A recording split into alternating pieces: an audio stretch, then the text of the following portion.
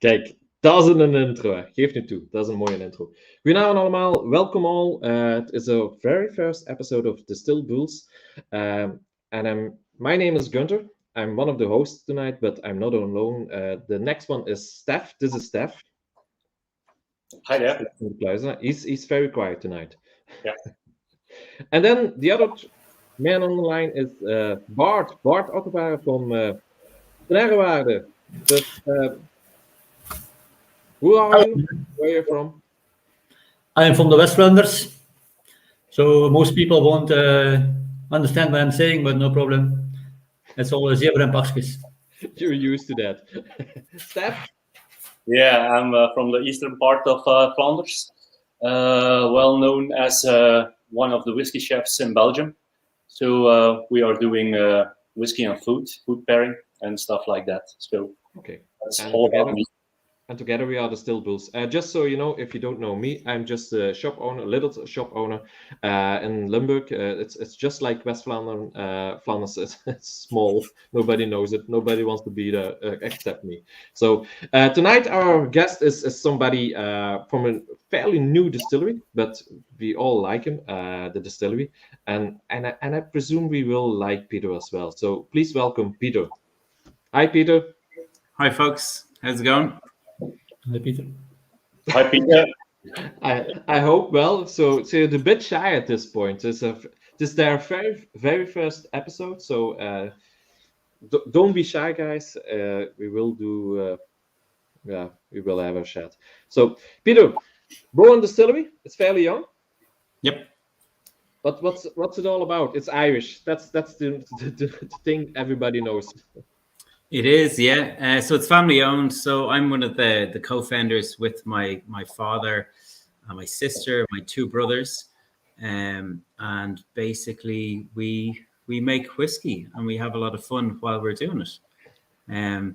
Steph was lucky enough to visit us about 2 weeks ago, so he got to see the distillery. There we go.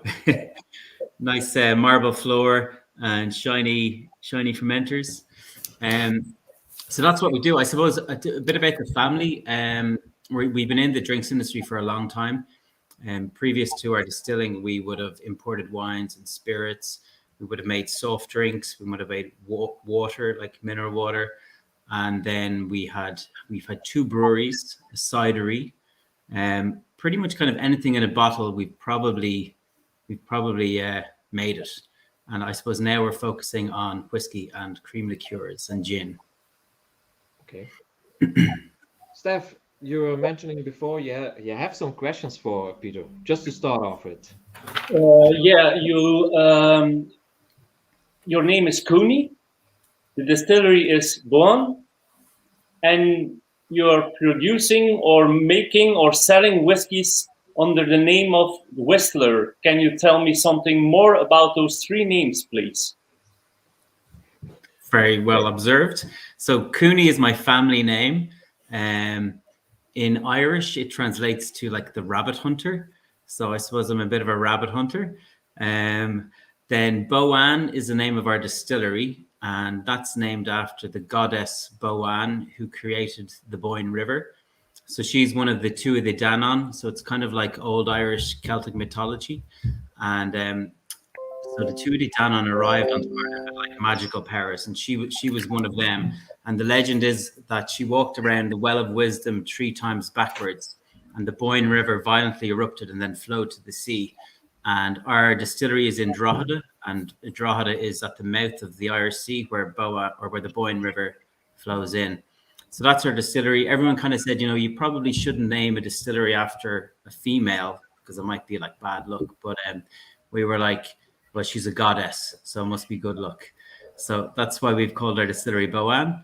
And then the Whistler is the name of our brand of whiskey. And I suppose whistling is kind of a tradition in our family. And the story goes that we were out where I live here, we have like a small little lake. And my dad was there and my two brothers were there, and we were sitting beside the lake just having a whiskey, as we do. And then Pat, my dad, he likes to whistle, and he's a good whistler, and James is a good whistler, and Celestine's a good whistler. and he can whistle so that the bats will actually start flying over our head. It's kind of it's a bit strange. But anyway, I think James said, here, listen, wouldn't that be a great name for our whiskey? So we called it the Whistler. So I suppose it's just tipping our hat to our father, because he is the Whistler. And I don't know if you've heard it when we were there, Steph, but you can kind of tell the tone of the day because he walks around whistling all day long. So if he's whistling a good tune, he's obviously in a good mood, or if he's whistling a bad tune, you know, I wouldn't go to him looking for marketing money to spend in Belgium or something like that. So that's where the name the Whistler came from. So everything we kind of have is a bit of a musical reference as well. You'll see on our corks, we have musical notes. So there you go, Steph. That's the 3 names. Okay, thank you. Maybe we can start with the first one, just as a starter, while we are chatting a little bit further on. The double oaked. Yeah, if it's all right for everybody. Yep, double oaked. I will show the bottle with this part. Okay, here he is. This is the double oak. It's just a starter, so we don't go too deep into that. We have 6 more whiskeys after this, so there's a lot to talk about. Okay, so I'll tell you about the double oaked. So I suppose this is kind of our entry level whiskey. It's priced kind of in a similar region to Jameson and Tullamore Dew and say the likes of Bushmills. It's a lovely whiskey. So it's a 80% grain whiskey and 20% malt. The grain is exclusively matured in bourbon barrels for 4 years. And then the malt component is exclusively matured in sherry. And then we marry them together in sherry butts. And then we have the double oaked. So that is our blend called the double oaked, hence the bourbon barrels and the sherry Oloroso casks. You're talking about your whiskeys. I'm just thinking, the distillery isn't that old, that you have whiskeys of 4 years and older. Yeah. Can you tell me something more about that, please? Well, if you do your maths, we only started distilling in 2019. Yes. So, and we focus on single pot still. So in the meantime, so the Whistler was created probably about 5 or 6 years ago. And we've been purchasing sourced stocks, so mature stocks and new make stocks from, at the moment, we currently purchase from 7 distilleries around Ireland. And then we do all the maturation ourselves and blending ourselves. So I suppose the double oaked is one of these whiskies that we have sourced stocks, and they come from Great Northern Distillery. Okay. Thank you very much about that. Maybe some people would do the math and would say something later on about or have a discussion about those things. So it's cleared up. Thank you very much.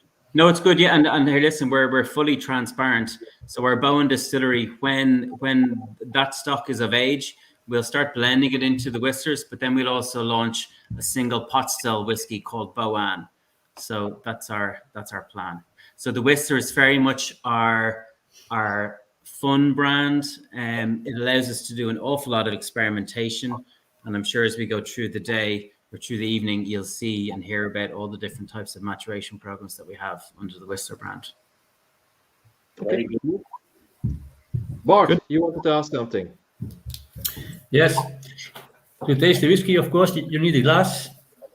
And I see this very in regular glass, not as we used to know. So can you tell me something more about the shape and why it's that kind of food? Yeah, it's called the Tua glass. So I suppose in Scotland, your classic Glencairn. In Ireland, we have the Tua glass, and Tua means truth.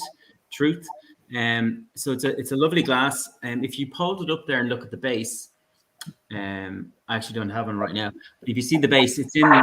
So that is if you've ever been to the west of Ireland, you got the nice black one, Steph. Good one. If you've been to Ireland down in Kerry, there's a place called the Skelligs Island, and it's a UNESCO World Heritage Site, and that kind of represents the peak. So it's in the middle of the sea, and it's like a big rock just sticks out. and monks live there. And you can go and visit there, but it's very hard to get to. And if it's the weather is choppy and all that, it's tough going. So that's what that is. And then, funnily enough, Star Wars was filmed there about 3 or 4 years ago. And just by absolute chance, if you turn it horizontal, it's actually in the shape of the Millennium Falcon, the base. Just by fluke. There's the Millennium Falcon, matte black, flying across the screen. And so that's the story. So it's quite a unique glass. It's interesting to hold, and you can hold it in different ways. But I suppose that's our take on an Irish whiskey drinking glass. Yeah, I must say, I have tried it last week, and I poured a sample in this glass and then in the Glencairn glass. And there is a difference in taste and smell. So I think it has something to do with the shape. Yeah, absolutely. It's wider than the Glencairn, so you can get your nose in there a bit better, and then it's kind of got the flair at the end to let the aromas come out more. So, Peter, which glass do you prefer? I was going to say I like both, but the Tua glass is my favorite. Yeah. Now, when I do my drinking, I'm usually drinking from a Copita because that's how we do a lot of our tasting in the distillery. But I'm a big fan of the Tua glass. And why do you prefer it? Is it better? Does the taste come out better, or the Tua glass or the Copita? You like the Tua glass more? So I do. Why do you prefer that one? So it's wider, so you can get your nose in there. And the way you hold it, you can get your finger around it. It's just a nice, like I can go walking in the garden with a Tua glass. Okay. Yeah. I think it's better for the aromas coming out. Yeah. Absolutely. It needs a bit more time. Mm-hmm. Yeah. That was the one thing we noticed. We were trying it, and it was like we used the Glencairn, we used this one, and Steph, which one was the other one? There was another one as well. I think a cognac glass. A cognac glass. The Duvel glass. The difference was pretty much it needed more time to come out, and when it came out, it was smoother. Yeah. So, do you think it's a good one? I'm a big Irish fan, so I have to say, I really like. No, actually, it's different, and I'm not known that. I don't know how to say it, but I'm not used to it that much, so I can't fairly say at this point which one I prefer. Yeah, I think at this point I prefer the Glencairn more, but I'm not sure if that will stay this, because every time I use it, it gets better and better. Yeah, you have to get used to it. I think by the end of this tasting, you might fall in love with it, and I'll check in with you next week when you spent a bit of time with it. Put it under your pillow tonight and sleep with it, and wonderful things will happen. My wife will be very happy.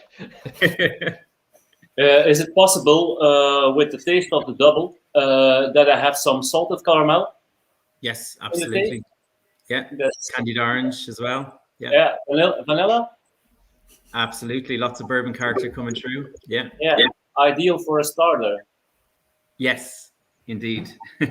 That's usually the whiskey we start with is a double oaked. Yeah. Okay. Oh, just for our viewers, I forgot to say this. If you have any questions or you want to say something to Peter or any one of us, just go ahead and do your chat in the still bulls area, because on the other pages it doesn't work like that. We don't see them. So you can use Facebook, the still bulls page, or the Flanders Malt Connection. You can use that one as well. All the others, we don't see what you're typing. So just so you know. And let's go ahead and this one is a picture of the distillery. There are 3 stills, triple distilling, I presume. Yep, quintessential Irish. So the stills, they're like pieces of art. It's a masterpiece. So they were made in Italy, and by a company called Green Engineering, and they worked with the University of Siena, and they took about a year to make. So there's our gin still. Our Bennett gin still. So that's our little toy. But yeah, it's like a little cathedral of copper. Inside, it's lovely. So we've got floor to ceiling glass, we've copper, we've stainless steel, the wooden beams, and then a marble floor. And all of the kind of materials work very harmoniously together. So that scaffolding is down. We now have a new walkway in place. only as of last week. So there you go. But no, it's a very nice distillery. It's lovely, and it's very technologically advanced as well, which makes Yeah, it's it very modern. How old is the distillery? It's about 4 years, 5 years. been in there about 4 years. Yeah, yeah. Okay. But Well, operational. Pardon? But it wasn't always a distillery? No, it was a car showroom previously. Yeah, Something completely different. as you do. I suppose we always wanted to build a distillery, and we were trying to find the right location. And there was an old mill about like 20 minutes away from where I live, like maybe 200 years old or something. And we actually put a bid on that to purchase that. But it was kind of with the government as part of this whole property crash. And luckily we were a piece of paper in a pile. They never actually got to us. But then one day we were driving by this, and we both looked in and we were like, Jesus, this would actually make a lovely distillery. So, and funnily enough, we knew the owner, the previous owner, and he had a car showroom that unfortunately didn't work out with the financial crisis. And we actually started renting him one of our warehouses in the same town, which kind of worked hand in hand. And then we purchased that building from NAMA, which was the kind of property agency to do with the financial crash. So we got it for a steal. They spent a lot of money building it. It was exceptionally high end. Those wooden beams at the time were like 4 or 5 times the price of steel, but it had to look good for a car showroom. Now it was for Toyota cars, but the way it was built, you could easily put Ferraris and Bentleys in there, and it would have just worked. So yeah, it's a nice building. Okay. With marble floors. Yeah, well, I think we're the only distillery in the world with a marble floor. Probably not a good because it's quite permeous, but we have it all coated. But it looks very well. Yeah. Great. Maybe we can go further with the second whiskey. Yep. Is that the mosaic, the single grain? Yeah. The Marsala grain. Yeah. So we call this the mosaic. So this is a single grain whiskey. It is about 6 years old or so. And this is a single grain from Middleton Distillery. And we purchased this as new make and put it into bourbon barrels for about 5 years. And then we put it into Marsala casks from Sicily in Italy, from a famous Marsala maker called Florio. And it's the semi-sec, it's kind of the medium sweet Marsala. And then it's been in there for up to a year plus. And it's I think this is my brother's favorite whiskey. I love it. It's super light. It's easy drinking. So you have all the bourbon influence, but then you just get a burst of like juicy oranges, like ripe, juicy oranges from Sevilla. It's gorgeous. And it's 46% non-chill filtered natural color.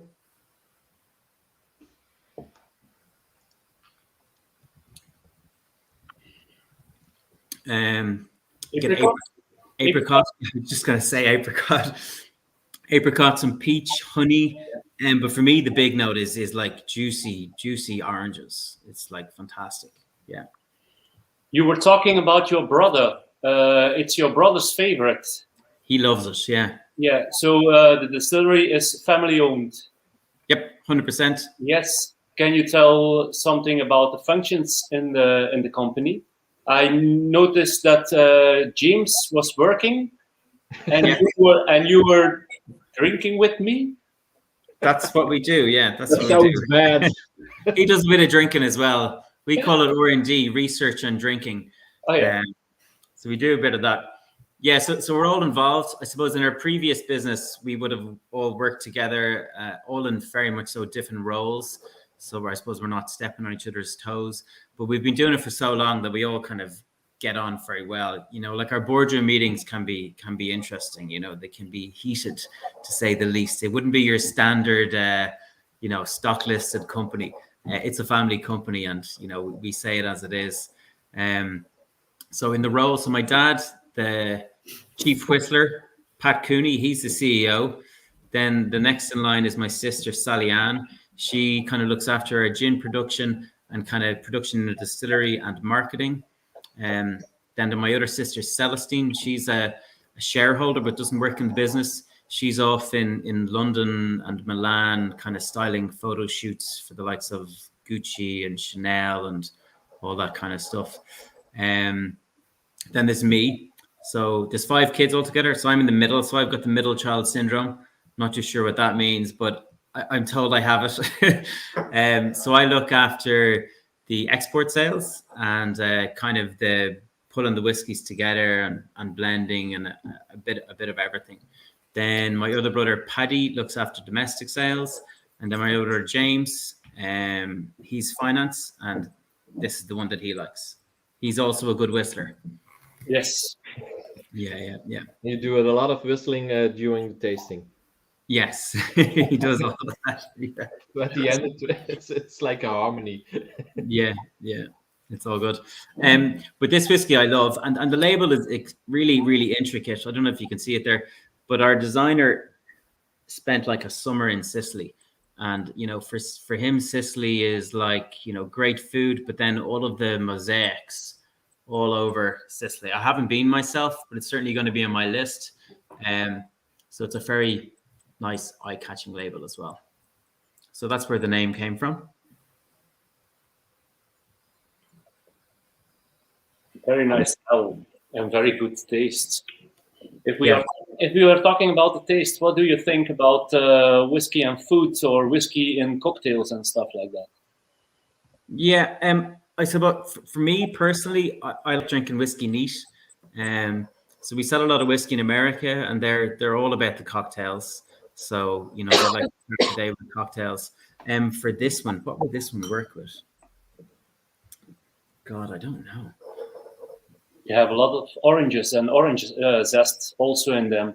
So Yeah. maybe you can do a sherbet with oranges, or maybe a chutney with oranges, and put it with some game now.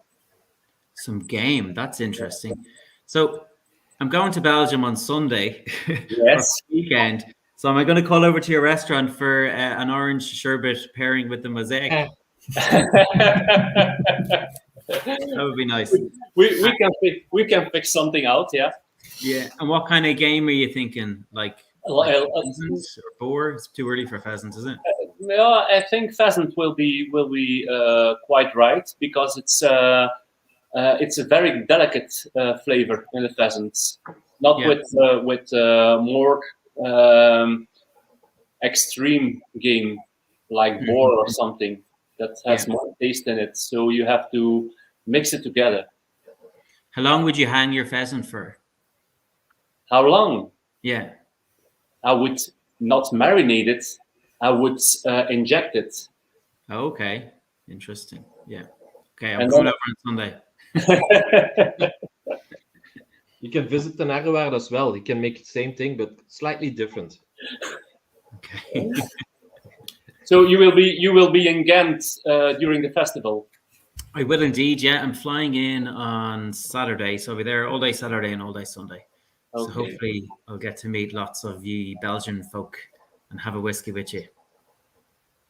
And you will go on Monday? You will fly back home? Yeah, I fly early Monday morning from Brussels. So Sunday will be great on Sunday evening. Yes, we have a deal. Okay, good. Peter, are there plans to visit Belgium in the near future, doing a tasting show?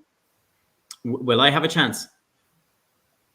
Yeah, absolutely. But this is my first trip. This is my first time in an airplane in 18 months, so it's all starting to happen again. Yeah. And my colleague Matt, so we're the people that kind of fly around the world, meeting our customers and doing tastings. So, yeah, absolutely, we'll be back to Belgium and doing tastings all around the place.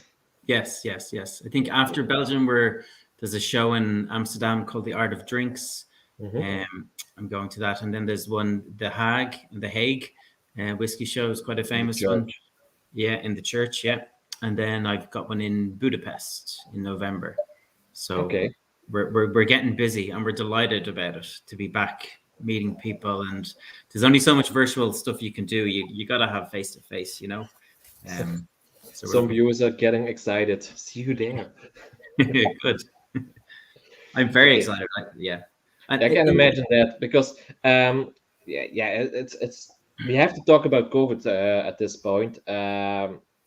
What did it mean for the young distillery as yourself? Because most an old distillery they had a lot of financial backup, but a young distillery it's not that easy. I can imagine yeah. it's sometimes critical.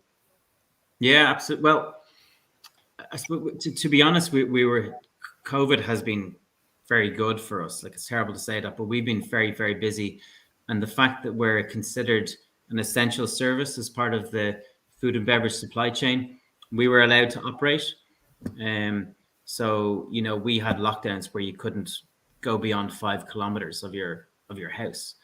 But I had a letter to say I was an essential service, so I could actually go to the distillery. So we didn't slow down. In our distillery, we actually went to double production, and then we went to triple shift. So we're fully flat out, and we've been going strong for the last 12 months. So we've been very busy.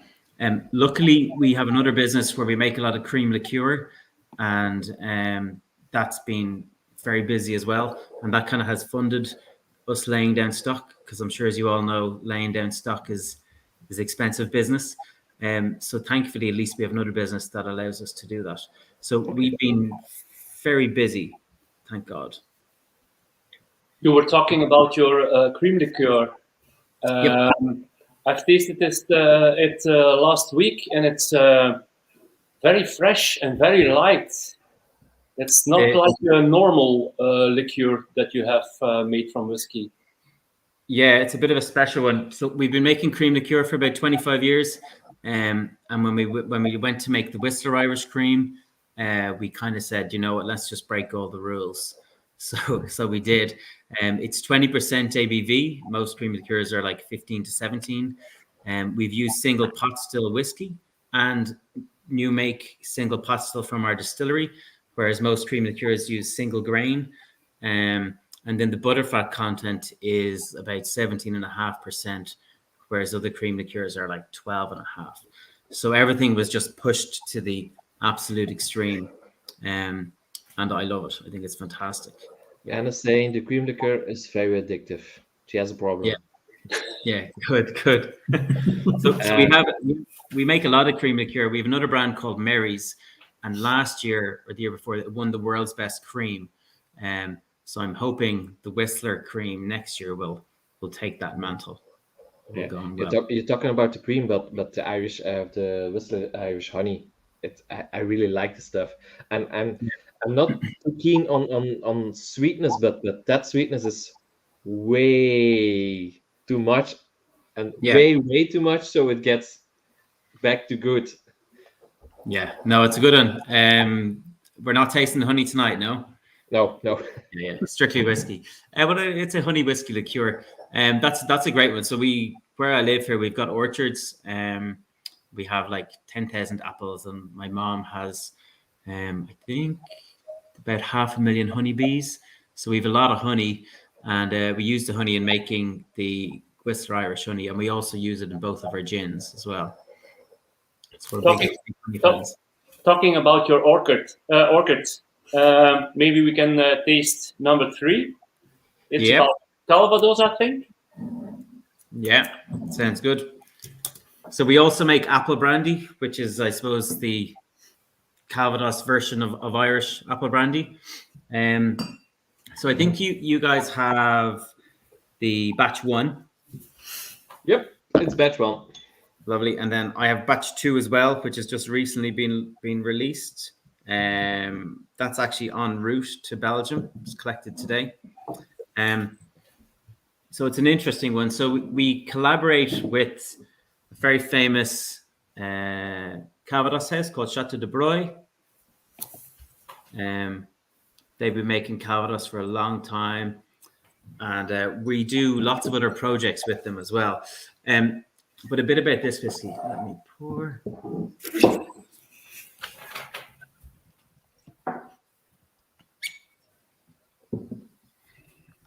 So this is a blend.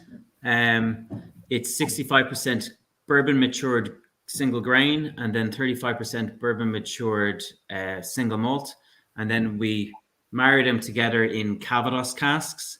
And these Calvados casks are kind of special because when I was there visiting there, the distiller Philip Ettinyard, I had kind of said to him, I'd love to get some casks, and he brought me through the whole range. And typically you'd come across old Calvados casks, but with that you get kind of like the marmalade flavors and the deep oaky flavors. So the casks that I took were the casks that they use when the eau de vie comes off the still. It goes into these casks for 2 years, and the casks I had held eau de vie over 10 years over 5 different sorts. So you're getting a lot of I don't know if you've ever tasted eau de vie Calvados. It's very floral and sweet and appley. It's like perfume. It's amazing. So I wanted those notes to come through in the whiskey, and they have amazingly so. You're getting your apple notes, you're getting your flowers. It's very perfumey. We call this the summer drinking whiskey.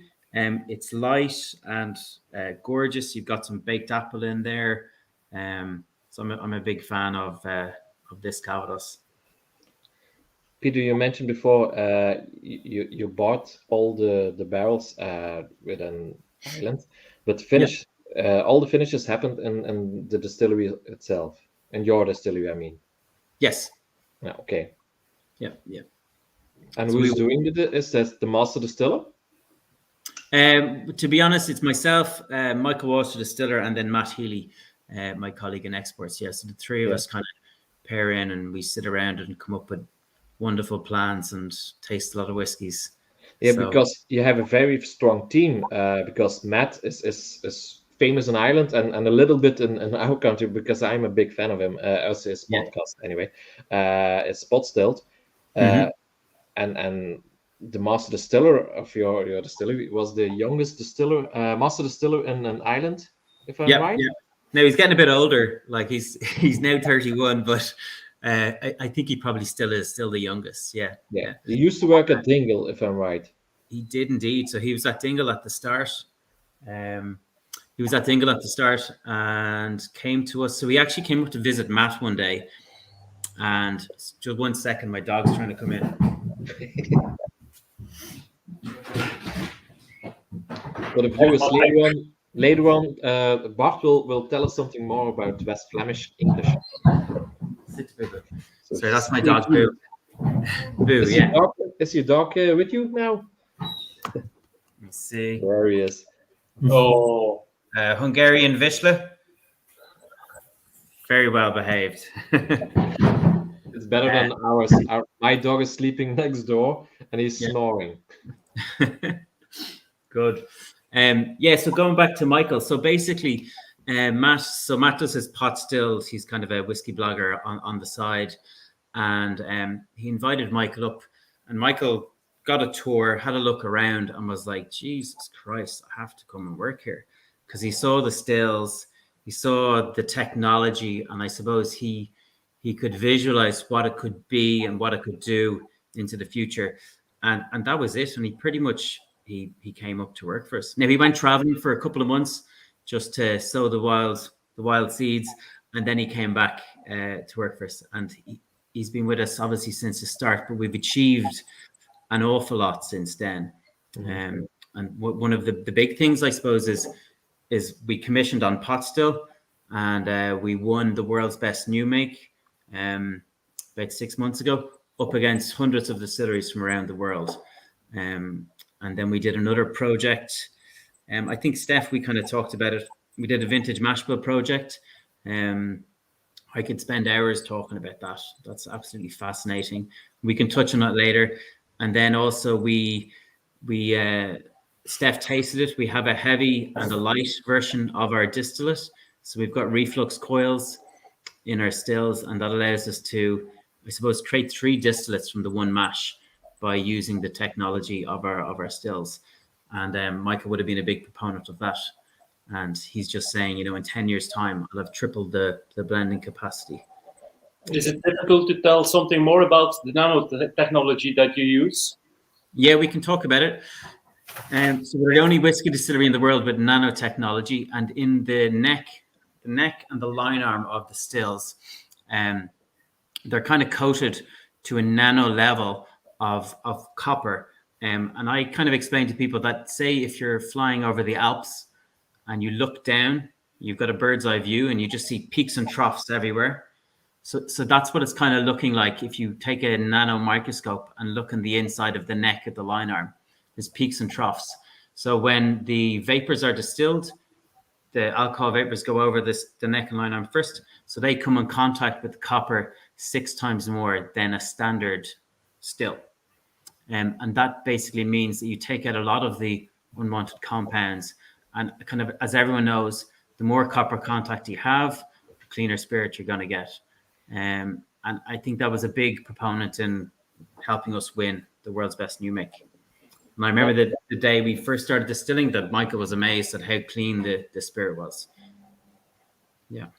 Cool. Jim Swan does it in several distilleries on a different way to use more copper contact.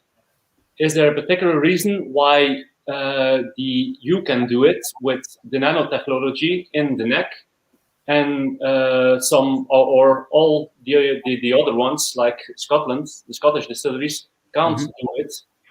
Is there a particular law involved with it or not?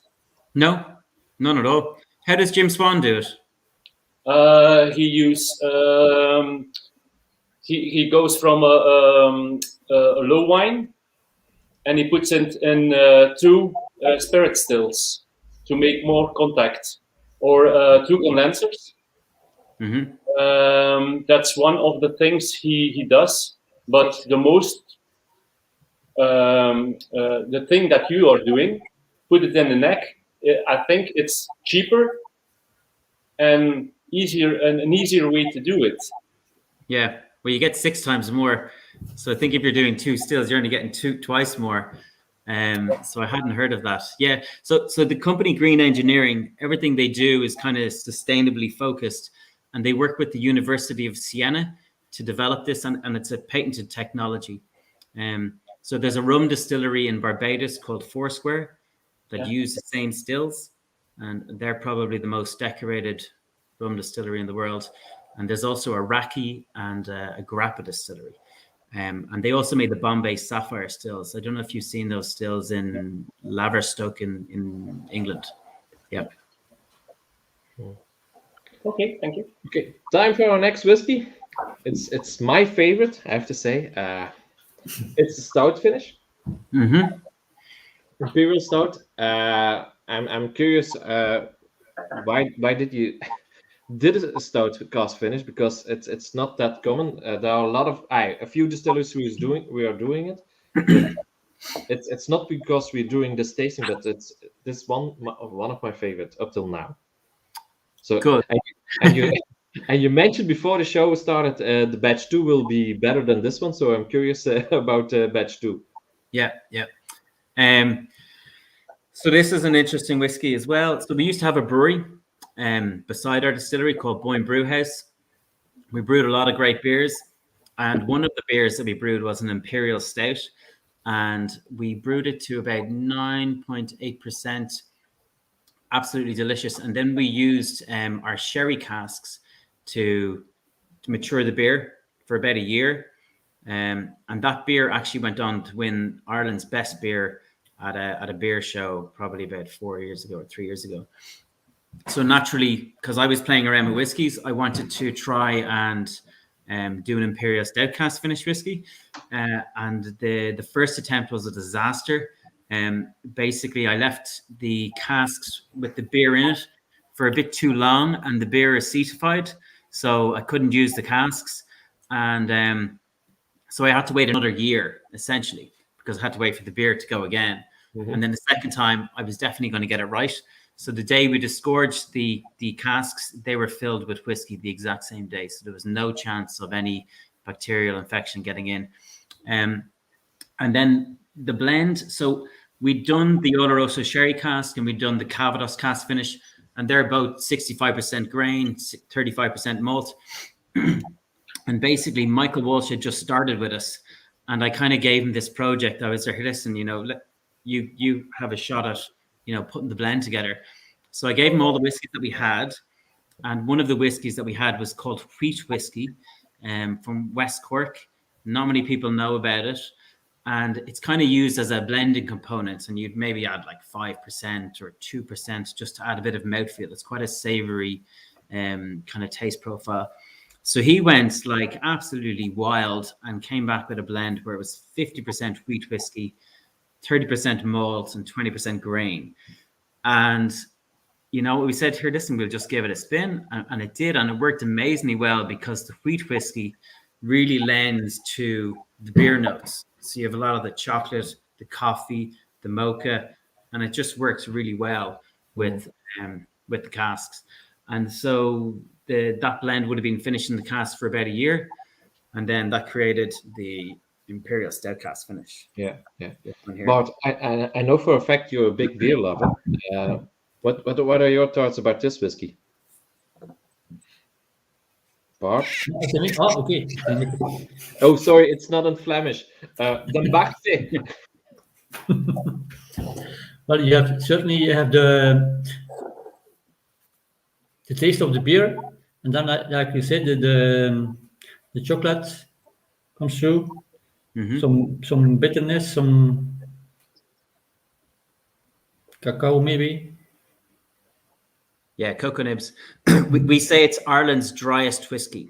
It's super dry. Super dry. Mm-hmm.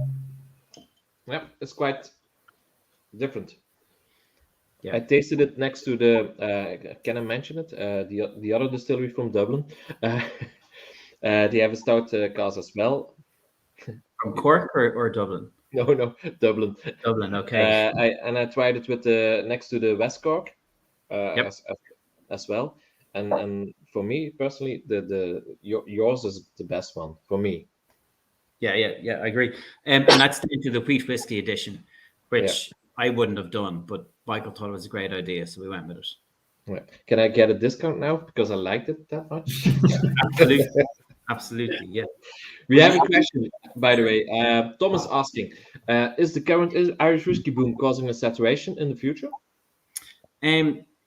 Who knows? To be honest, there's talk of this whiskey wall that's meant to be coming because all these new distilleries setting up and laying down stock, and they have to sell it at the end of the day. So the whiskey wall was meant to come in 2020. It hasn't come because I'm buying whiskey from other distilleries, so my finger is completely on the pulse. And whiskey is hard to get, and it's very expensive, and there's no let up. Literally everything that's being made and that's ready to be bottled is being bottled and sold. So I don't think so. We're growing, the category has grown double-digit figures for the last 15 years, and it's only getting stronger. Like even during COVID, it absolutely boomed. And there was no global travel retail, which was the third largest market. No on-trade, no HoReCa, but it's still growing very strongly. So no, I don't think so. And I suppose in Ireland, a lot of the big companies have come in. You've got Proximo and Bushmills, Brown-Forman with Slane, Grants with Tully, Pernod. All the big guys are here, and they're pumping a lot of money into Irish whiskey. Yeah. And all boats will rise with the rising tide. Yeah. So he's asking a question as well. Are you exchanging whiskey with other distilleries, or are you only buying? We try. So I can't buy enough whiskey at the moment. So always I offer to pay in euros or whiskey. So it is a negotiation tool, and typically we'll try and negotiate. So a couple of casks for whatever component I'm missing, and I'll trade it for if they need something that I have, or a single pot still. So our blended malt is the good, the bad, the smoky. So for that, we've got 3 different single malts in it. And my plan is to put as many single malts that are worthy into it. So I'm very much so trying to buy single malts from other distilleries, but it's hard to get. Mm-hmm. Yeah. And you're buying only Irish whiskey? Yes. Yeah. No, I have bought Scotch in the past for like a Scotch project. And I'm also working on another project, which I don't know if I can talk about, but it's a Please do. it's a blend. It's a blend of whiskies from European countries, from say like Sweden, Scotland, Ireland, and France, and we're kind of creating a old world blend. So you Okay. could say, yeah. So yes, we do buy other whiskies. So we will do another tasting in the future. This will be launched next year. Yeah. Okay. See you next year. Yeah. Peter, what's your point on the Irish whiskey is booming at this point? Yes. Okay. It's fairly easy to say it's about Brexit, but me personally, I don't think it's about Brexit because it was already booming before Brexit happened. So why do you think that people are enjoying Irish whiskey again? They never stopped enjoying it for the last like 20 years. No, it's true. Everyone's been enjoying it. I suppose one of the things, like, not to knock our friends over in Scotland, but Scotch is it's not as approachable as Irish whiskey. Irish whiskey is, it's triple distilled, it's smooth, so it's very easy to drink. You can drink Irish whiskey in shorts and t-shirt. Scotch kind of has this kind of personification that you need to be maybe a little bit reserved, maybe have made it in life, you have a briefcase, a nice car, a nice wife, and 2.5 kids, then you can drink Scotch. But with Irish whiskey, we don't care about any of that. Like in America, Jameson is built on shots, and it's all about having fun, lots of young people. So I suppose it's a bit more approachable. And I think that's why it's doing well. And I suppose we're open to a lot more innovation here with Irish whiskey compared to Scotch. In Scotland, you can only age in oak. In Ireland, you can age in a wooden vessel. Yeah. So that can be mulberry, cherry, chestnut, all that kind of stuff. And the Irish government did their part as well, because 10 years ago there was any bar with a lot of Irish whiskies, and then all of a sudden there were a lot of Irish whiskies, and the Scottish whiskey were still there, but not that good. Cited next to the Irish whiskies. Was there a rule of why did they do that? No, not at all. I'd say it was just good sales reps from like the likes of Bushmills and Tullamore Dew and Middleton. And basically, like, if you've been to a bar in Ireland, it's hard to get Scotch. They might have a couple of big brands, but they'll have an awful lot of Irish brands. And they're always very well stocked. Yeah. So no, it definitely wasn't a rule. I think it was just a choice by Irish consumers to support local, Okay, cool. Yep. Can you tell something more about the casks you're maturing in? You were talking about the cherry oak. You were talking about different kinds of cask types that other distilleries or other world distilleries don't use. Yep. I saw some of them, and it seems quite interesting to taste them. So tell me more about it, please. I didn't give you a taste when you called over, didn't I not? I'll bring some little samples with me to Belgium. So that's the reason. It's not fair. That's the reason why I asked. Yeah. I'll bring a little sample. So one of the projects that we have, it's a product called the Whistler Experimental, and our first launch is the non-oak series. So we took a 4-year-old single malt, exclusively aged in bourbon casks, and then so we worked with a cooperage in Bordeaux, and they made us 3 chestnut casks, barriques, 3 wild cherry, and 3 mulberry. And we laid down this whiskey for a year, purely just to see, what kind of effect it would have with the same distillate. So the plan is to launch it in a pack with 3 200 ml bottles, 1 mulberry, 1 chestnut, and 1 wild cherry. And the taste difference is absolutely wild. Like, you wouldn't think they were initially the same whiskey at all. The cherry is a bit weird. Some people love it. It's kind of like unripened fruit. The mulberry is like super fruity and absolutely delicious, and then the chestnut is gorgeous as well. So if anyone coming to the Ghent festival, I'll bring a little bottle of each. Whoever wants to have a taste. You recommended me a cocktail bar in Dublin, the 1661. Mm-hmm. And there I had a taste of poitín with matured in not matured, but with some cherry influence, and it was for me a new experience, a very great taste. Maybe for the guys who are looking and don't know the difference between poitín, new make spirits, and maybe moonshine, do you know something about that? Can you tell something more about those three? Yeah. So we call it poitín. Thank you. There's two spellings. There's like Poitin or Potchen. Okay. I go with the first one. So I suppose it's kind of like new make whiskey, I suppose, but it got a name because it was always illicitly distilled in the hills, and they used to do it in the mountains because you have to create a lot of smoke, and they used to do it in the nighttime. And they would have used like barleys, they would have used like sugar beets, they would have used potatoes, any kind of a sugar source that they could get. And that's it, really. So they were basically making, I suppose, new make whiskey, and just it never saw wood. So my dad used to make it.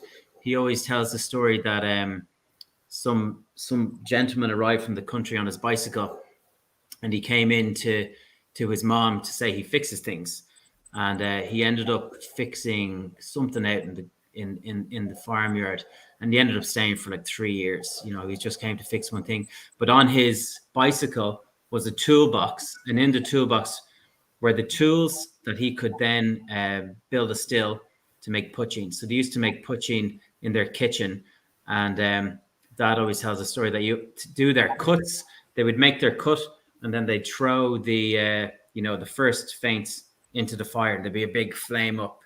Then you'd have your heart, and then the last bit. So he used to make poitín. A lot of people used to make poitín. I think they say there was thousands of illicit distilleries around Ireland making poitín.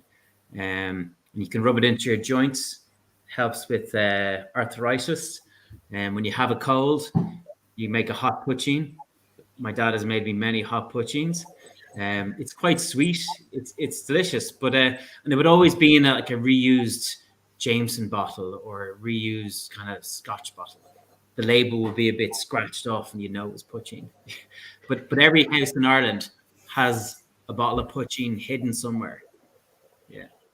Even now? Absolutely, yeah. Especially in the countryside. Yeah, in the rural parts of Ireland. Yeah. Okay. Next time I'm on an island, hi. Do you have? But I suppose now they've tried to not commercialize it, but they've tried to put a bit of rules on it. So we have geographic indication for Irish cream liqueur, Irish whiskey, and Irish poitín. So now there's kind of rules and regulations of how you can make it. Is that a good thing? It definitely is a good thing, yeah. But the rules, unfortunately, weren't made in favor. So a lot of people give out about the rules because there's not really enough room for innovation. But it is a good thing because it does have a GI stamp. But Glendalough poitín, yeah. So there's about 5 or 6. So what poitín did you try, Steph? What was the brand? The brand. I know there was something going on with potatoes and barley, but the brands I think I was a little bit too long at the bar.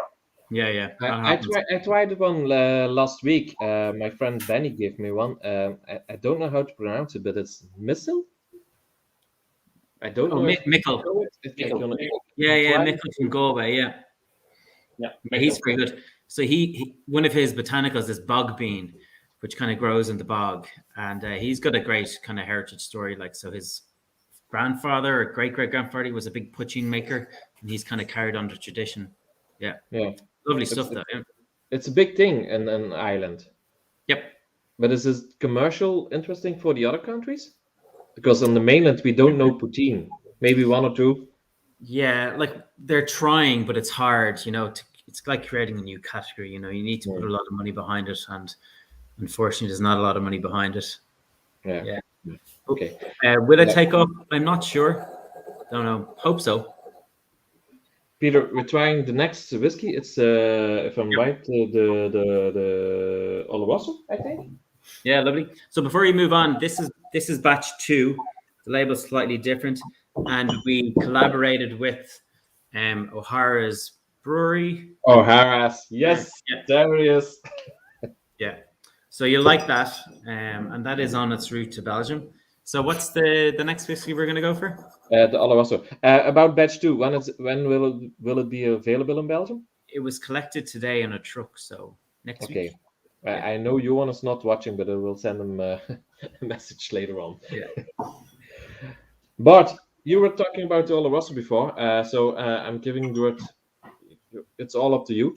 By the way, Peter, Bart is going to teach you some West Flemish English later on. So just so you know, have a clear mind, because West Flemish and Irish it's more or less the same.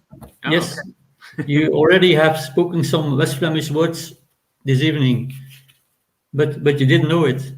Okay, good. Yes, when you were talking about honey, you said honey, and West Flemish that means don't go, honey, don't go. In case you get stung by a bee. Yeah. Very good. You can write it down, Peter. You can write this down. Yeah. Okay, Oloroso. About the Oloroso, Bart, what's your thought about it? Just before Peter will tell us his story behind it. I'm not such a great storyteller about tasting notes and so on. But It's quite nice. I see Chris is still here. He's saying West Flanders above, but I know for a fact Chris is a big Irish fan. So I'm curious, Chris. What do you think about the Boann Distillery, the Whistler whiskies so far? He will answer later on. Sorry, Bart, I will interrupt you. Walnuts. Yep. A lot of walnuts. Big walnuts. Walnuts. Big nuts. There was a question, I heard it on the back, and she asked a question earlier. Which countries are you exporting to at this point? So for the Whistler, probably about 30, 35. We literally get requests every week. But in Europe, most of Europe, and we're not in Spain or Portugal for some reason, but most of Central Europe, we'd be present, like France, Belgium, the Netherlands, Germany, Luxembourg, Poland, Italy. We go all the way down into the Adriatic, so Slovenia, Croatia, Montenegro, Hungary, Czech, Latvia, and most of Europe, and then Russia, then America. So our number one market is America. Our number two market is Australia, then Russia, and then kind of all the little countries of Europe. Do America and Australia have something to do with the past? Because there were a lot of Irish people who went to America or Australia. Absolutely, yeah. So in America, America's population is, I think, like 320 million or 340 million. 45 million of American people claim to have Irish descent. So the word we say is diaspora. So there's 45 million diaspora in the US, which is about like 10 to 15%. So I always say we're selling them an Irish dream in a bottle, and they love Irish products. So they have a lot of nostalgia with Ireland. And then in Australia is like 20 odd million, and there's 2 million of Irish descent in Australia as well. So they kind of naturally gravitate towards Irish products. Okay. I see Chris has a question for the viewers, not for us. He's looking for a taxi to go to Ghent Yeah. on Saturday. So if someone is going to Ghent and he's coming nearby, Chris, just let him know. Good. So just on this whiskey, so it's the same blend as the Calvados, 65% grain, 35% malt, and then the casks that we use were second fill casks from our previous range, which was like the Whistler, the Blue Note, and the Cast Strength and all that. And they're special casks. They came from Jerez, and they came from Garvey's, and they were about 40 years old in the Solaris system. They were butts, and we got them remade into hogsheads, 250 liters.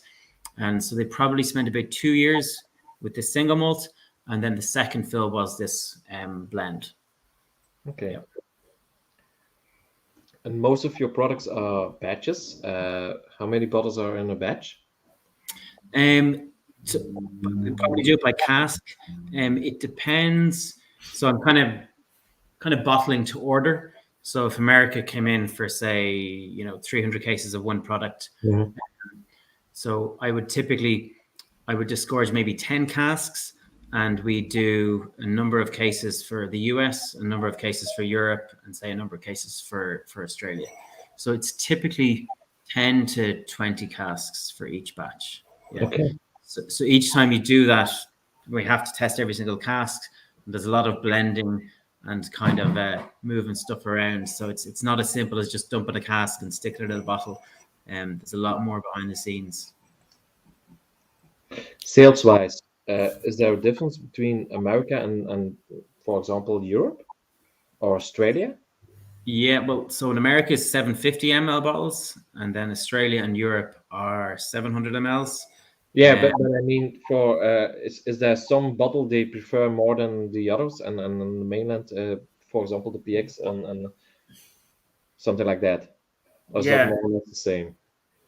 So America is more focused on, say, the double oaked, the Irish honey, and the Irish cream, because I suppose it's a price point where our importer wants to sell volume in a lot of states.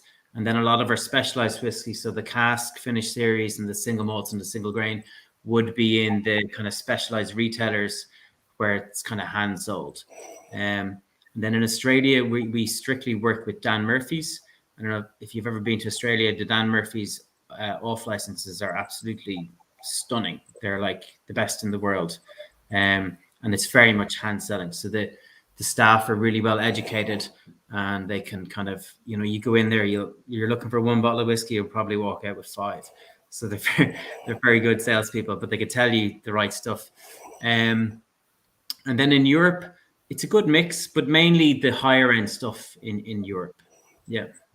In the higher end, you mean the pigs, the single malts and single grain. Yeah. Mm-hmm. Okay. Steph, what are you talking about Oloroso? Except walnuts? Except walnuts. Is there a possibility that I have some? It's funny to say, but grapes in it. White grapes. A taste of white grapes in it, and orange zest. Yeah, I don't get the grapes, but I've never thought of it that way before. But I get orange pith, so the pith of the orange. And the orange zest, absolutely, and then like your classic sherry notes. But the white grapes is an interesting one, yeah. Candied orange, a little bit of salted caramel in there as well.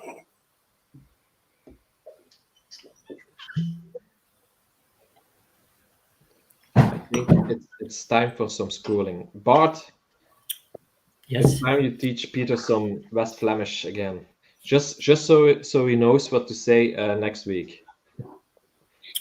So you probably said the word. You said he knows it. It's kind of the same word. It's noise. When we say noise, we mean never. Okay. Okay. So Nice. if your wife is asking to clean the windows, you say noise. Okay. I don't know how well that will go down, but I'll give it a shot. Yeah. Usually I nod and say yes to everything. I think she will make a lot of noise, but in the other way.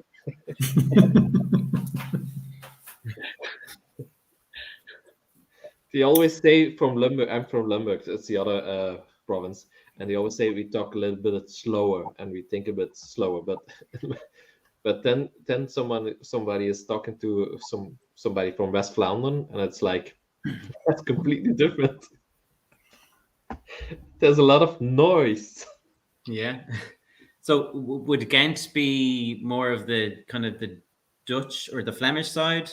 It's Flemish side. It's Flemish Eastern side. Flemish. So it's nearby Steph's place. So Okay. it's about 10 minutes. 10 Yeah, minute drive, I think. 15 minutes normally 15 minutes, yeah. without the traffic Yeah. and the jams on the highways. Yeah. And from Bart's place, it's about 40 minutes, I think. 45. It's more or less. And if you want to travel to Limburg, in my place, I live near the Dutch border, so it's the most eastern part of Belgium. It's about 2 hours. And what languages do you speak? I speak. No, Obviously English as well. we speak Dutch, just plain Dutch, but it's different. It's a different Dutch because, like I said before, we talk a little bit slower. So Yeah. they say. Yeah, I think it's like an island. When we were over there, we were near Galway, or in Galway, and it was very difficult to understand those guys instead of your place or the Dubliners. Yeah, it's a different dialect. So like Kerry, like you can go down to Kerry and I can't understand some people, and they're speaking English, like, you know, lots of different dialects. Yeah, absolutely. It's the same like in our country. Normally, Gunther, yeah, and Bart, Yeah. they can't understand each other if they are speaking in their own dialect. Yeah. So mostly Steph is doing the translation between Bart and me. Yeah. You know, they have the longest, the tallest animal lives in Limburg. You know that? It's a dog. And so all the viewers are making fun of me as well. Thank you all. So like This is the end of the tasting. in Limburg, they're nice and chill and just a little. Yeah, but Lower one pace thing, life. but you always forget one thing. I live in Belgium, but there's in the Dutch part in Holland there's a part of Limburg as well. And what a lot of people don't know, if they ask somebody from Limburg, what are you? We say we're from Limburg. So if you ask me, are you Belgium? Yes, I am Belgium. Are you Flemish? Yes, I'm Flemish. I'm proud of it.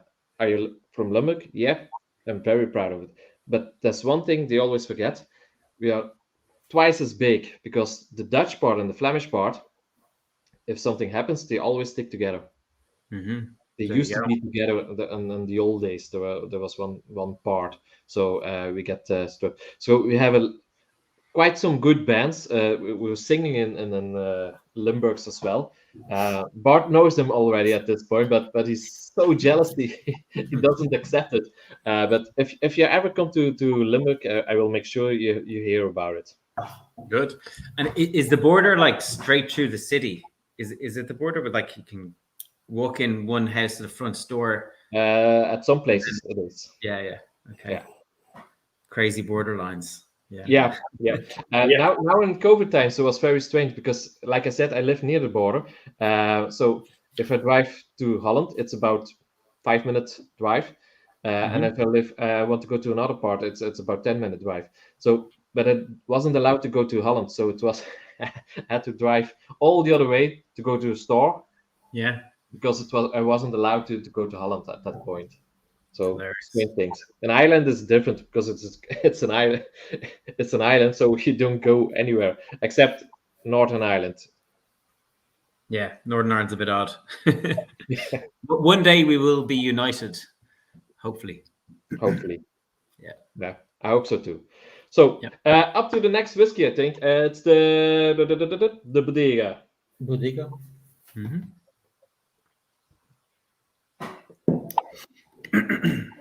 Bart, it's all up to you again. So I noticed this must be the first single malt we have here. Yep. Is it common? Most of your whiskeys are blends, and how many percentage is blended, and how many single malts do you have? We currently have 2 single malts. We did have 3 single malts previously that were archived or retired. So now we have 2. Next year we will be launching maybe 2 more. We have some nice 15-year-old single malt in Palo Cortado, Sherry, and Amontillado. So we'll be adding to our single malts next year.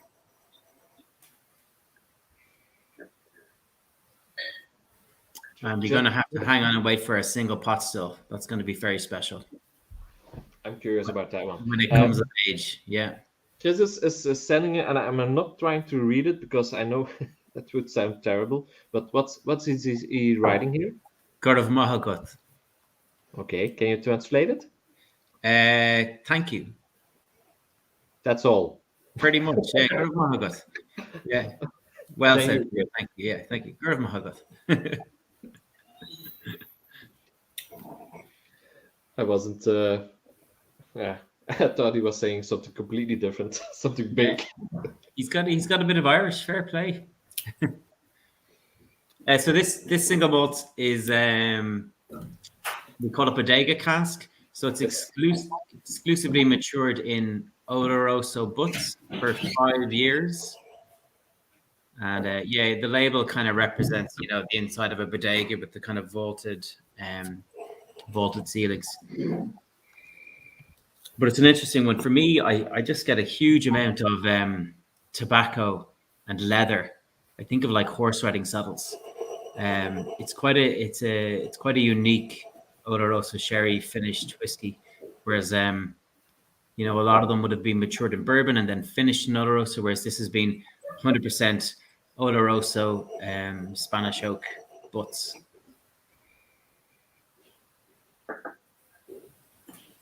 I think it will be very nice with some figs put in the oven with some rosemary on it, and then when you put them, when you take them out of the oven, drop some a little bit of that whiskey on it.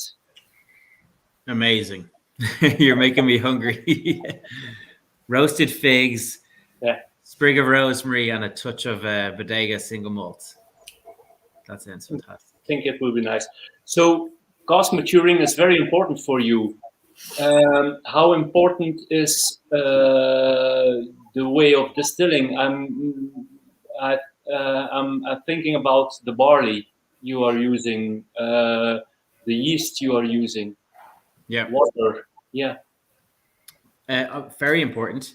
Like a lot of people say, it's all about the wood, but you have to put whatever you put into the wood has to be, absolutely excellent. So what we're doing at our distillery at the moment, we're making pot still whiskey. So we have our little bottle of newborn here, and single pot still. For any of you that don't know, it's a mixed mash bill of malted barley, unmalted barley, and then other grains. And at the moment, you can use 5% of the grains. But that law is about to change due to the project that we did last year in the vintage mash bills. So our particular mash bill is 40% malted barley, 55% unmalted barley, which is amazing. That gives a lot of the spice character.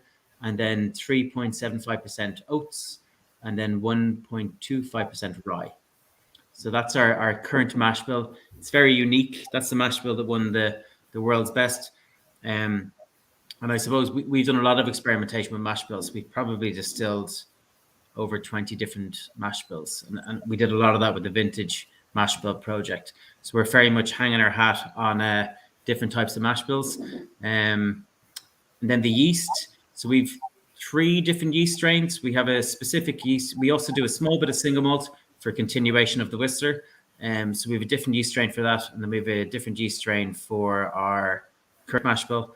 and then we have a different yeast strain that we use for our vintage mash bills. So we play around with 3 different yeasts. You're saying the rules will change. How will they change? So up until now, to be classified as a single pot still Irish whiskey, you have to use a minimum 30% malted barley, a minimum 30% unmalted barley, and then 5% other grains. So when it changes, which it will very soon, you'll be using a minimum 30% malted barley, a minimum 30% unmalted barley, and a maximum 30% other grains. Okay. So that's the interesting piece. So part of our project, we went as far as 30% oats, wheat, and rye, and in different varying degrees. And they're all very different. So we'd increase the malts, and we'd lower the barley, we'd increase the oats. So we have like multiple variations of different mash bills, and they all taste wildly different. It's pretty phenomenal. So we had one of these packs called the Boann Distillery Vintage Mash Bill Pack with the 10 different distillates that you can taste. They're still actually for sale. There's only a handful left.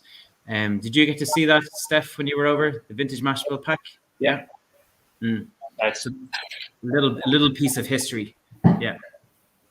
And you sell it in your distillery. Yeah, but we only did 500, and to be honest, there's probably only about 10 left. Okay. So they'll be gone by next week, I'd say. Yeah. But if you're interested, on your web shop. Yeah, it's on the Boann web shop. Yeah. Yeah. So Okay. a little piece of history. But I suppose that project helped change the law to how you make single pot still whiskey, and that's going to change the future of Irish whiskey. And we did that in conjunction with a historian called Fionn O'Connor, who pretty much spent the last couple of years in archives like a detective, trying to piece together all these different mash bills from all these different long forgotten distilleries. And one of his main reasons was to do it because he felt that the rules of 5% of the grains were incorrect and not, did not wash with what historically had happened. So he kind of set about proving that wrong, and he did it very well. And then we recreated them all. Yeah. Okay. And when will they be available? Are they coming out when they are 3 years old or 4 or 5 years? Yeah, so we sold some of the casks to the general public to try to get some people interested. But I think we laid down maybe like 250 casks. I'm not sure the exact number. And we used 4 different cask types. So we did bourbon, we did rum, plantation rum casks from Barbados, and Oloroso sherry hogsheads, and then Neoc casks, so refurbished wine casks from Chateau Mouton Rothschild. And I suppose those 3 type of casks would have been used, historically back in the day. Ireland was a big trading port, so it would have got a lot of rum casks. And then we also have records of using refurbished wine casks. And Oloroso obviously was definitely a mainstay. So, and then bourbon, I suppose, didn't really exist, but we kind of did that as a control to see how it would all develop out. So in, I don't know how many years, but we've 10 different mash bills. So over the next 20 or 30 years, we'll release these different mash bills in these different casks. We haven't really figured out what we'll do or how they'll mature, but it'll be exciting to watch over the lifetime, the next generation. And they will be available in Belgium? Absolutely. Okay. Yeah. That's a promise? 100%, yeah. Okay. Okay. Maybe I have some photos of some cars of you. Can you tell us something more about that one? Yeah, so that's our basement. So they're empty bourbons, and we take in about 2 containers of bourbons a month. And overall, we produce about 850,000 LPA a year, and that's roughly kind of about 5,000 casks. Okay. So the lion's share of them. Yeah. So here is that kind of red one, or the one on the right, 1043. That's a mulberry. Then behind that, kind of the aged one is a 20-year-old Calvados, and to the left is wild cherry. They're just some of the casks that I think Steph took a photo of on the day. Yeah. Steph was our photographer. Yeah. So the wild cherry. So I've now so after that project with the single malt, I've now put new make single pot still into them. And the mulberry are okay, the chestnut's okay, but the wild cherry had a few cracked staves, so I've got to send them back to Bordeaux to be repaired. And then so you sent cask back. Yeah, look, we do have a cooperage here in Ireland, but I spoke to my guy in Bordeaux and he said, "Here, listen, just send them back to him because he thinks they'll do a better job because it is a bit of a strange wood and they weren't made there." So we're actually going to send them back to Bordeaux to get repaired. And those you can't send back. The what? Those you can't send back. Do you solve the problem?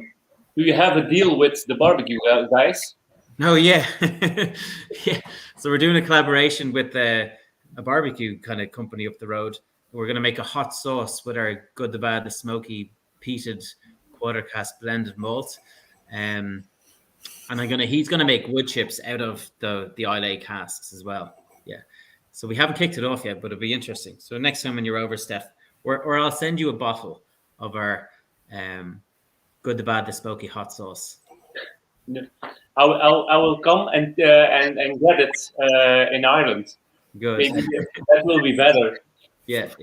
It's going to be a nice package. So it's not going to be like a supermarket kind of sauce. It's going to be super limited and in a nice bottle. It's probably going to be in this bottle, but like a ridiculously expensive cork. But sure, we're doing it for a bit of fun.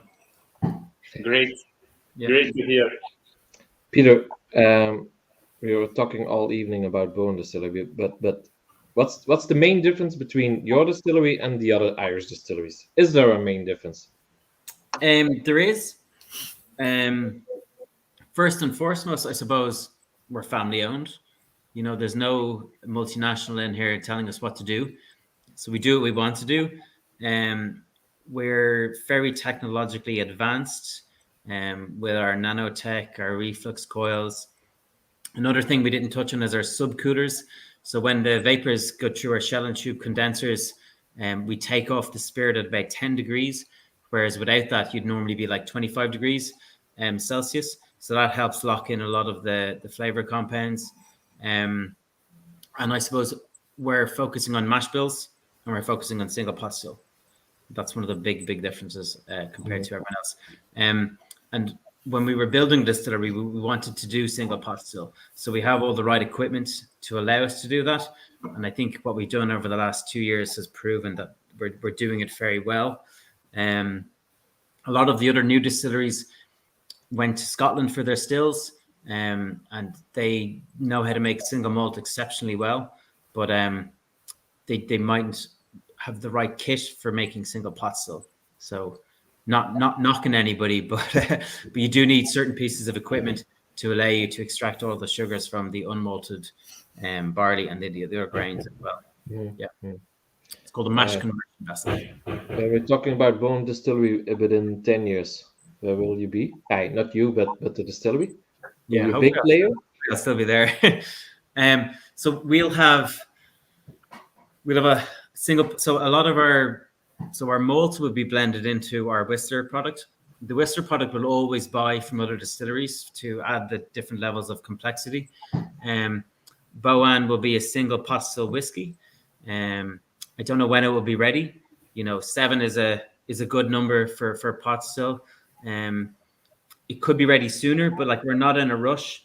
I suppose our new make is it's very clean and smooth. So a lot of that heavy lifting is already done. So, but it's going into a cask with a lot of that work done. Whereas say other distilleries, their new make is like super fiery and lots of off notes, and then the casks just mellow that out.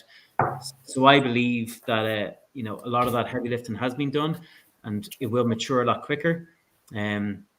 But we're not in a rush to release. So when it's ready, it's ready. That might be 7 years, 3 years, 10 years, who knows? It won't be 3 years, but we'll see. But we have a lot of exciting things coming down the tracks. And where will be intense? We have another brand called Preston's.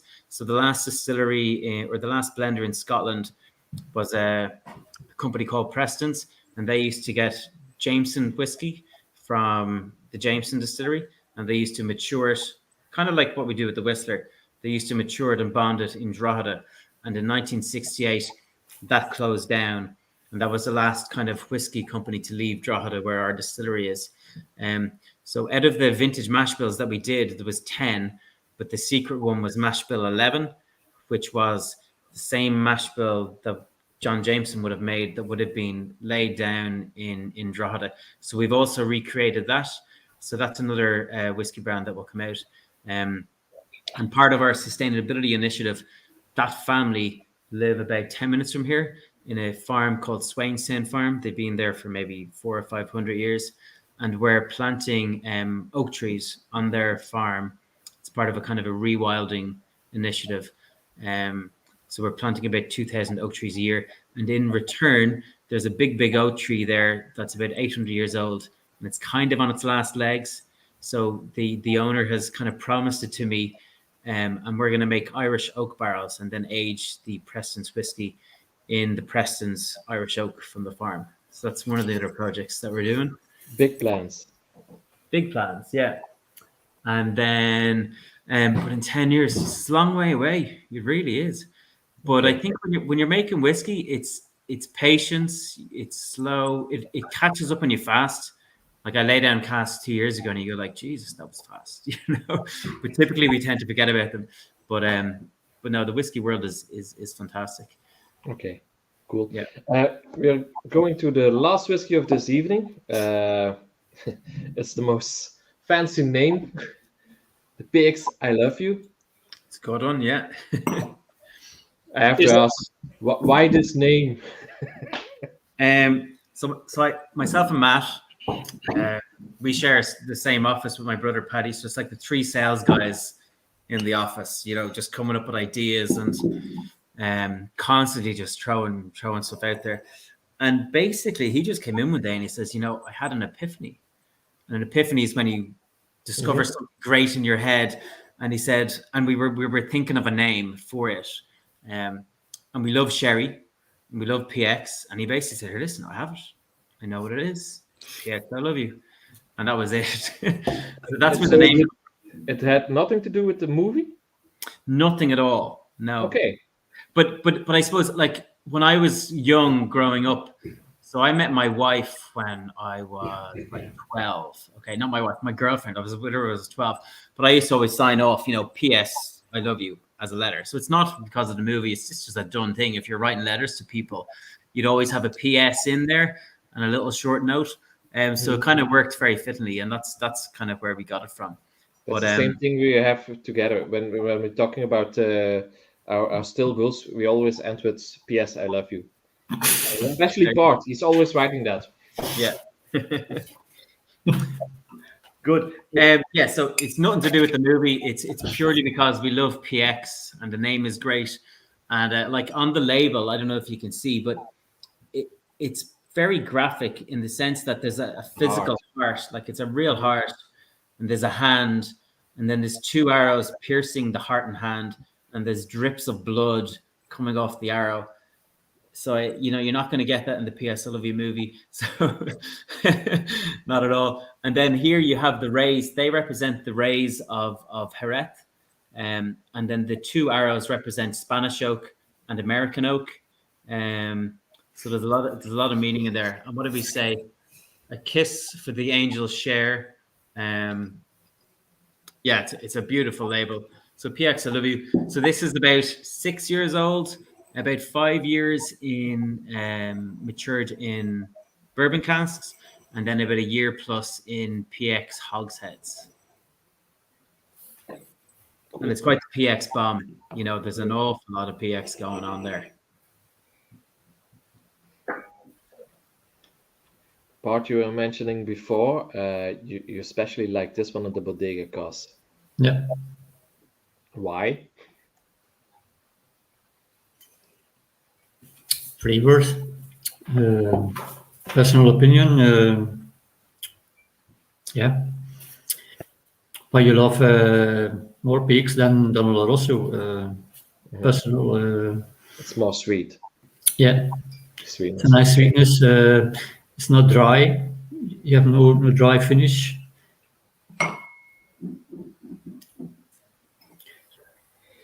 Yeah, all the classic PX notes of like raisins, dried sultanas, treacle. I just think of dessert and I think of like vanilla ice cream, and then just pouring PX on top of it is just absolutely stunning. And then, having a glass of this, it works very well. I'd like to know, Steph, what would you pair it with? Walk it up. Foie gras, beautiful, amazing, absolutely. So, Yeah. Steph, when you're making all of this, just so I know. Sunday evening after Ghent Festival. Yeah, just one day I can't be there. Okay, thank you. You're a real friend. This would cut through the foie gras amazingly. So yeah, fantastic. We'll send you photos, Gunter. Okay. So if it doesn't come from the movie, what's your favorite movie then? Oh, that's a real on the spot. I go old school and say, growing up, movies that I watched that kind of like moved me and maybe steered me in a direction. Stand By Me, all-time classic.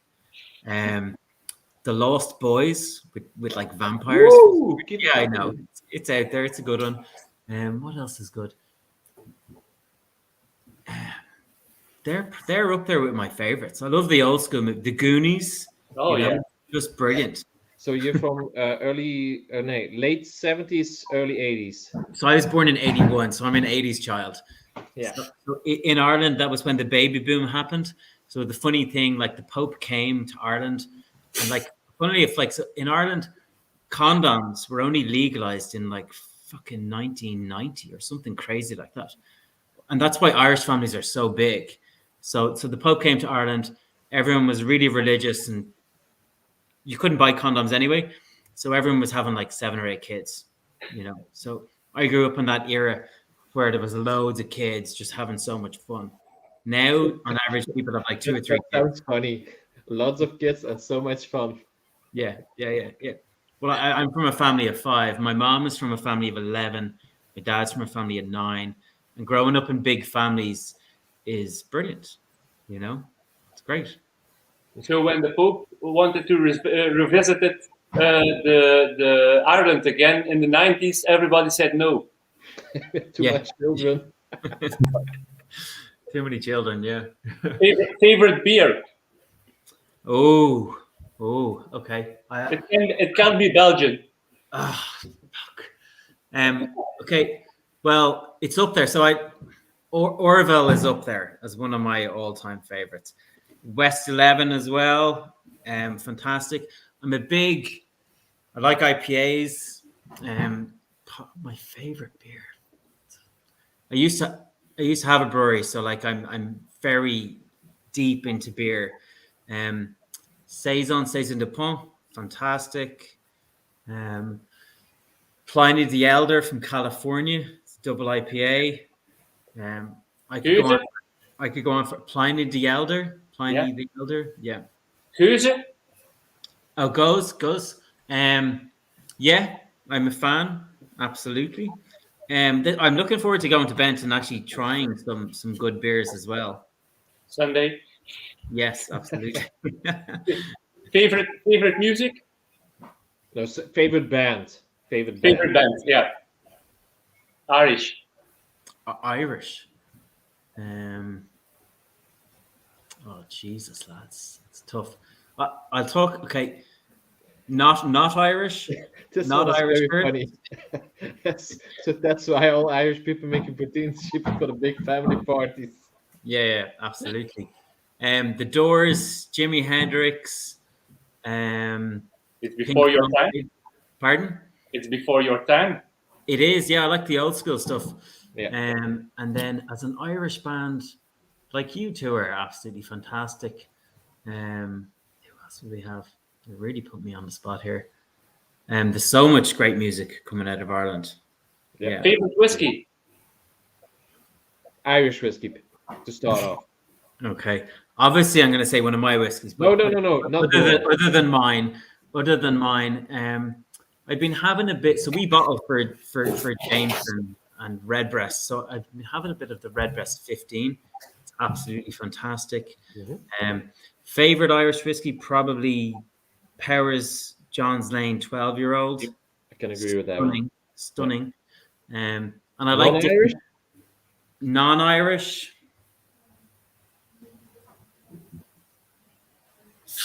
Oh Jesus! Some good bourbons, some amazing bourbons. Can't remember any of their names. I'm always too drunk. But I've been to some great bars in America, and I've had some amazing bourbons.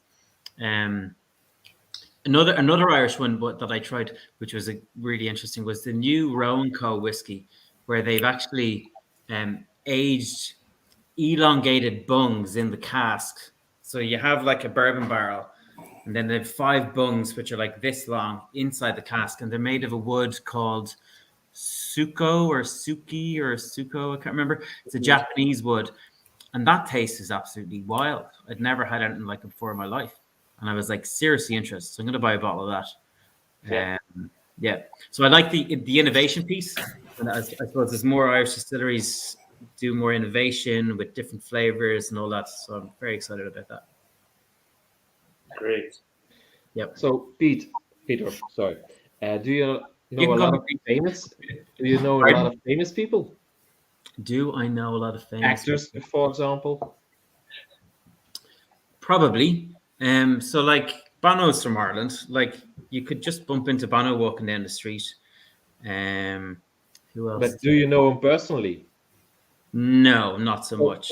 I used to serve him drinks. I used to work in a bar. I used to work in a cocktail bar, and I'd serve him drinks. Like Okay, because we have a plan. We want to invite somebody famous.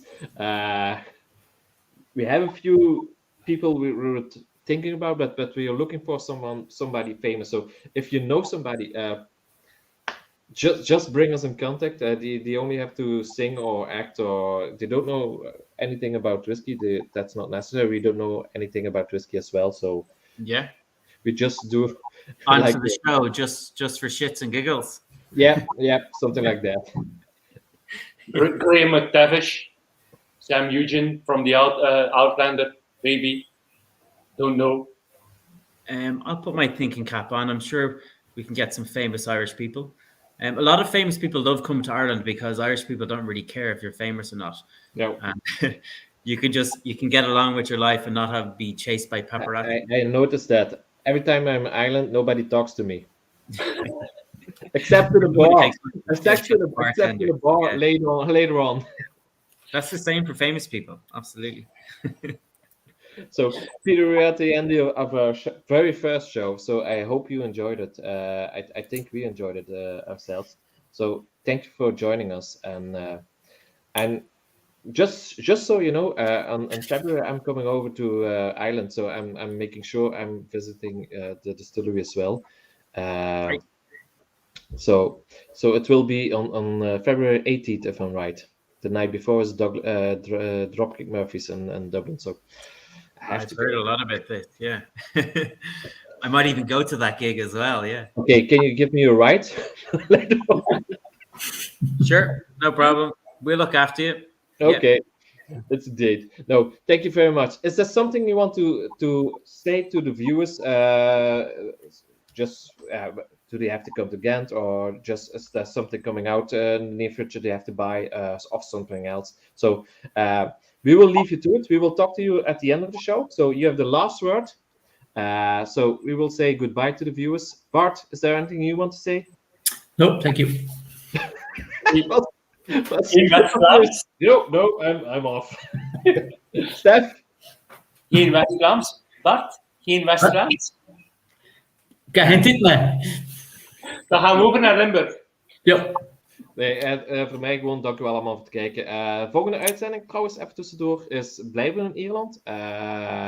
So our next guest, I'm pretty sure you know him. I'm trying to pronounce it correctly. Died from Willie O'Connell's. Nope. No? Oh. Probably I pronounced it completely wrong, so it's up to me. So anyway, thank you very much for joining us, Peter. We are off. It's all up to you now. You can talk to the viewers as long as you want, and at the end, we will make sure we talk to you on the back. Okay? Good. Thanks a Okay. million, guys. Thank The you. viewers, Thank you. bye. And then there was one. So I'll close on a bit of information about the musical notes on the cork. So hopefully you have a bottle of whistler there. And if you can play sheet music, basically the initial notes on the corks are a song called The Whistling Gypsy, and also known as The Wild Rover. So typically, you know, if you have a guitar or a harmonica or something, you can play the musical notes on that. And now with bottles arriving to Belgium, we've changed the tune to a secret tune, and basically we're hoping that some people can figure it out. So once you get your hands on a new bottle of whistler, play the sheet music, and whoever kind of figures it out, I'm sure we're going to give you something amazing. We haven't really thought about it, but we're just having a bit of fun. And every year we change the tune to different musical notes from music that we like. So on that note, I'll say Sláinte, Gnairi Umbo Herlat, which means may the road rise to meet you. Good luck.